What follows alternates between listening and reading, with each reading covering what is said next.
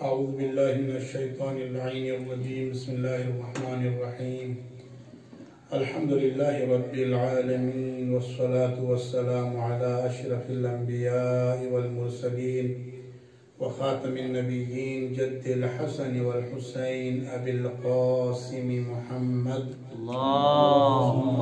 صل على محمد وآل محمد وآله الطيبين الطاهرين المعصومين المنتجبين لا سيما بقية الله في الأراضين روحي وأرواح العالمين لتراب مقدمه الفداء أما بعد فقد قال الله تبارك وتعالى في كتابه المجيد وفرقانه الحميد وهو أصدق الصادقين ويزكيهم ويعلمهم الكتاب والحكمة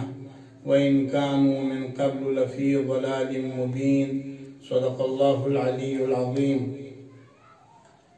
علماء و دانشمندان علوم اسلامی، حاضرین کرام، ناظرین محترم، السلام علیکم ورحمۃ اللہ وبرکاتہ۔ ماہ مبارک رمضان عبادت و بندگی کا مہینہ ہے، دعاؤں اور مناجات کا مہینہ ہے۔ تو سب سے پہلے دعا کرتا ہوں بارگاہ رب العزت میں، پروردگارا بحق مولا کائنات علی ابن ابی طالب علیہ السلام، یوسف زہرا حجت خدا قائم آل محمد، روحی و ارواح العالمین لترابہ مقدمہ الفدا کے ظہور میں تعجیل فرما، اور شیعیان حیدر کرار جہاں کہیں بھی ہوں، آج کل تمام دنیا میں شیعیان حیدر کرار مشکلات میں ہیں، خاص طور پر وطن عزیز پاکستان کے اندر جس انداز میں شیعیان حیدر کرار پر مظالم ہو رہے ہیں، پروردگارا بہت جلد ان عزیزوں کو جن کے باپ، رشتہ دار اور نوجوان بیٹے غائب ہیں، پروردگارا انہیں بہت جلد ان کے عزیزوں سے ان کی ملاقات نصیب فرما، اور ہمیں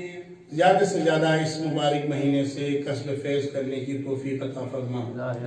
عزیزان گرامی، گفتگو، عنوان گفتگو جو ہے وہ تربیت اولاد ہے، اور آپ جانتے ہیں کہ تربیت،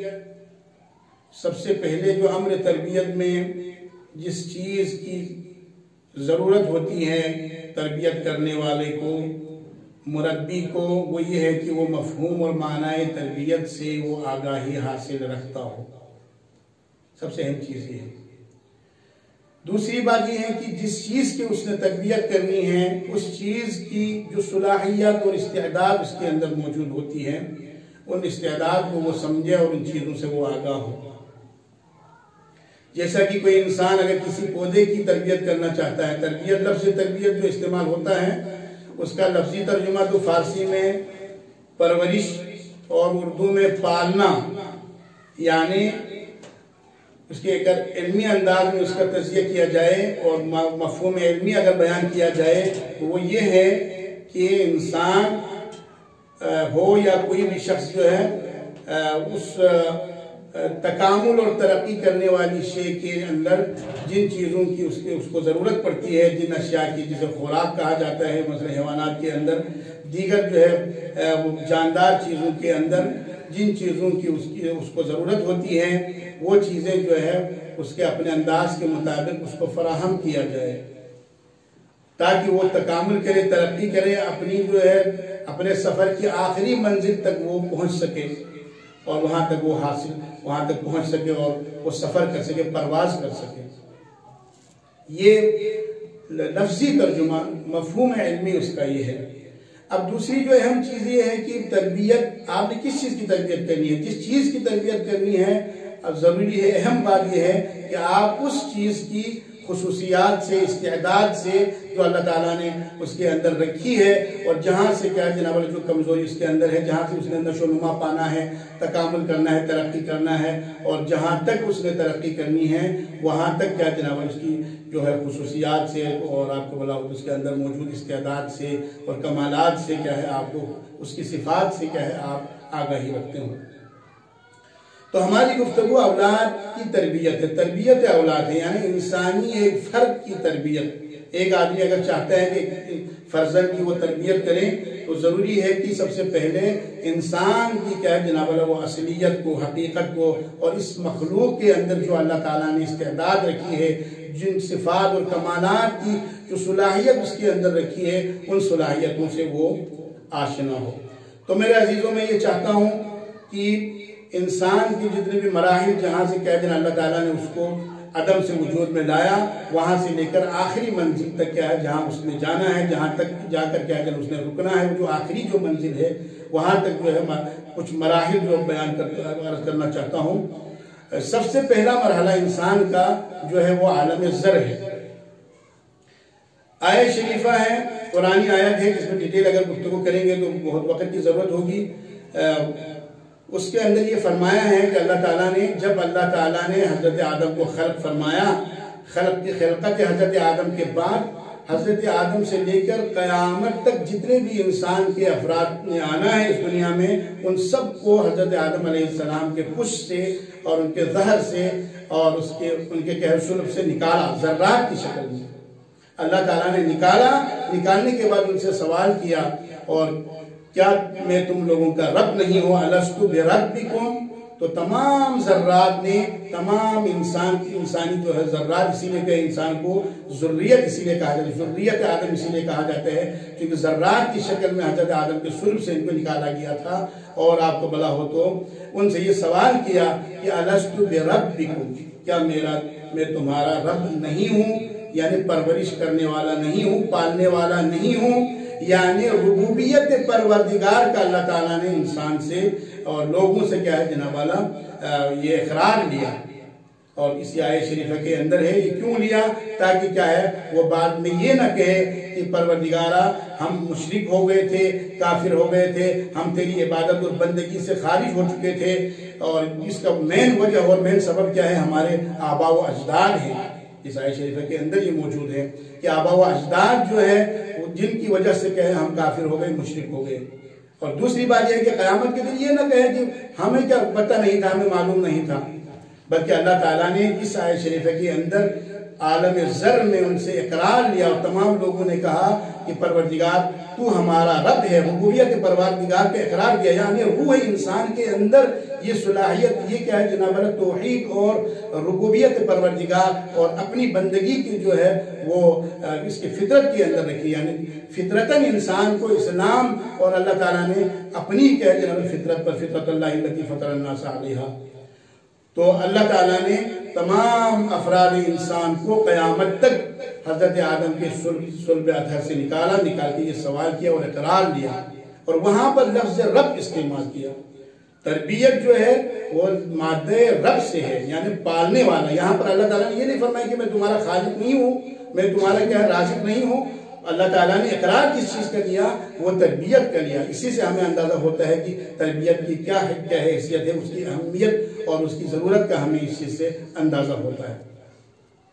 اور تاریخ میں ہے کہ حضرت آدم علیہ السلام نے کلن 5000 سال اس دنیا کے اندر زندگی گزاری، 5000 سال زندگی گزاری، اور انہی کے حیات میں حضرت آدم کے جتنی اولاد ہو چکی تھی وہ تقریباً 95,000 تعداد حضرت آدم کی اولاد کی ہو چکی تھی، یعنی ذریت حضرت آدم۔ اور یہ ذریت نہیں معلوم قیامت تک کیا ہے اس کی تعداد کیا ہوگی۔ تو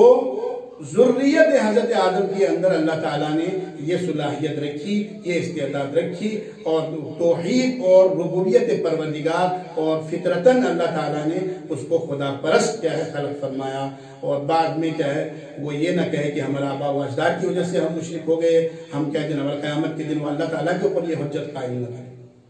تو یہ عالم زر ہے۔ عالم زر کے بعد انسان آتا ہے عالم اسلاب و ارحام میں، اور یہاں اسلاب و ارحام کے اندر اللہ تعالیٰ یعنی کہ ایک صاحب اختیار شخص کے پاس، یعنی اللہ تعالیٰ نے اشرف المخلوقات ولو اس کا کیا ہے بندہ کافر اور مشرک ہی کیوں نہ ہو، اس ذرے کو بطور امانت اس کا حوالہ کرتا ہے کہ وہ اس کے اندر کیا ہے کس حد تک امانت داری اور اس کی پاسداری کرتا ہے، یہ دیکھنے کے لیے۔ اور وہاں پر جو ہوتا ہے بعض جو افراد ہوتے ہیں وہ تو بعض افراد جو ہوتے ہیں وہ عالم جو ہے اسلاب و ارحام میں، اسلاب شامخہ اور ارحام مطہرہ میں وہ چلے جاتے ہیں. تو یہاں سے کیا ہے، جب اسلاب و ارحام سے کیا ہے انسان کی وراثت کا سلسلہ چلتا ہے. اور انشاءاللہ العزیز اللہ تعالیٰ نے چاہا تو وراثت اور تربیت کے جو اندر نسبت ہوتی ہے، اگر کسی دن کو موقع ملا انشاءاللہ پرسوں ہم اس پر کیا ہے کچھ گفتگو کریں گے. تو یہاں پر جو وراثت میں جو اسلاب شامخہ اور ارحام مطہرہ کہ اللہ تعالیٰ جو ہے حوالہ کر دیتا ہے، وہ تو وراثت میں نور ہی کیا ہے جناب اللہ وہ حاصل کرتا ہے. اور نورانی وہ مخلوق ہوتے ہیں، وہ بعد میں کیا ہے معصوم کہلاتے ہیں، جن سے کوئی گناہ کے سرزد ہوتا نہیں ہے، گناہ کا امکان نہیں ہوتا ہے. لیکن علاوہ برآں دیگر تمام انسان جو ہوتا ہے وہ وہاں پر اکثر و بیشتر جو ہے انسان اسلاب اور ارحام میں پہنچنے کے بعد اس فطرت کے اندر کچھ خرابیاں پیدا ہوتی ہیں، کچھ کمزوریاں پیدا ہو جاتی ہے. آبا و اجداد کے گناہوں کی وجہ سے، ان کی کیا جناب اللہ شرک اور کفر کی وجہ سے، جیسے کہ رسول کرام اسلام صلی اللہ علیہ وآلہ وسلم نے فرمایا سیصیب امتی بلاء السابقہ، یعنی کہ کہتے ہیں کہ بہت سارے لوگ ابھی اس زمانے میں جو ہے پیغمبر کی جو امتی ہیں ان کے اندر بہت ساری کمزوریاں پائی جاتی ہیں. تو وہ در حقیقت دیکھا جائے تو سینکڑوں اور ہزاروں سال پہلے کچھ لوگوں نے جو ہے جو گناہ کیے تھے وہ جو ہے جناب والا بطور وراثت جو خصوصیات بچوں کے اندر سرزد ہو گئی، یہاں تک کہ کیا جناب والا وہ قیامت تک کے افراد کے اندر منتقل ہو سکتی ہے.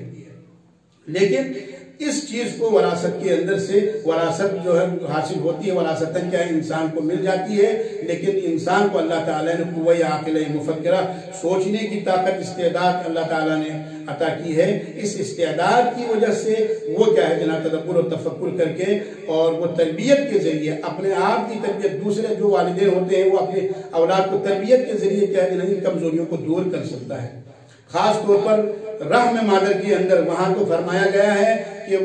سعید سعید فی بطن امہ وشقی شقی فی بطن امہ. اگرچہ بہت ساری کمزوریاں صلب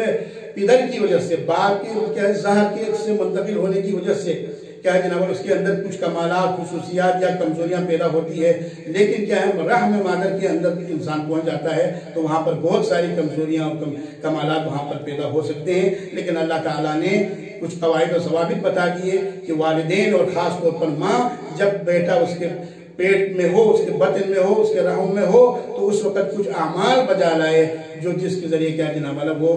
گزشتہ جو ہے خصوصیات جو اس کے اندر پیدا ہو چکی ہیں، کمزوریاں وہ جو اس کے اندر پیدا ہو چکی ہیں، وہ ماں جو ہے تربیت کے ذریعے ان اعمال کے ذریعے کیا ہے وہ ختم کر سکتی ہیں اور آپ کو بلا ہو تو صحیح اور فطرت اسلام پر باقی بچہ جو ہے وہ معاشرے کو دے سکتی ہے. اس کے بعد جو مرحلہ آتا ہے وہ مرحلہ عالم طبیعت ہے، جہاں اس وقت ہم لوگ زندگی گزارتے ہیں. یہ مرحلہ انتہائی کیا ہے اہم مرحلہ ہے. الدنیا مزرعۃ الآخرہ، جو آخری منزل تک انسان کو جانا ہے، جہاں سے کیا جناب والا اس کی جو ہے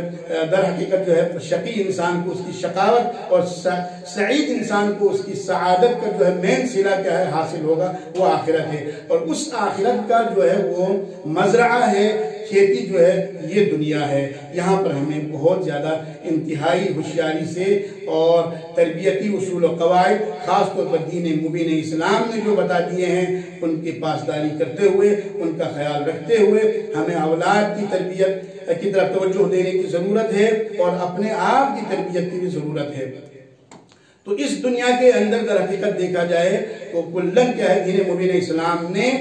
3 مرحلے بتا دیے ہیں. والدین کو جو دردمند اولاد کی تربیت کے دردمند والدین ہیں انہیں چاہیے کہ جو اسلام نے اصول بتا دیے ہیں، 3 اصول بتا دیے، 3 مرحلے بتا دیے، ان 3 مرحلوں میں مختلف انداز میں آپ نے بچے کی تربیت کے حوالے سے جدوجہد کرنی ہے اور آپ نے ہوشیاری سے کام لینا ہے. سب سے پہلا مرحلہ جو اسلام نے بتا دیا وہ یہ ہے کہ الولد یلعب 7 سنین، 7 سال بچہ. اور ایک روایت کے اندر یہ ہے کہ بچہ جو ہے 7 سال باپ اور والدین کے لیے بادشاہ ہیں، ان کے سردار ہیں،